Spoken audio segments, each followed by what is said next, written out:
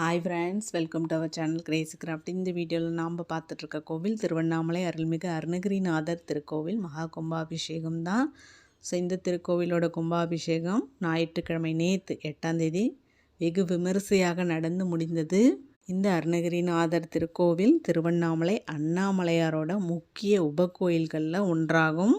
அது மட்டும் இல்லாமல் அண்ணாமலையார் கிரிவலம் வரும்போது இந்த கோவிலுக்கு வந்து செல்வது வழக்கம். இந்த கும்பாபிஷேக காட்சிகள்லாம் முடிந்து தான் அம்பாளும், அதாவது சுவாமி அம்பாள் ரிஷப வாகனத்தில் மாட வீதி உலா வந்தது.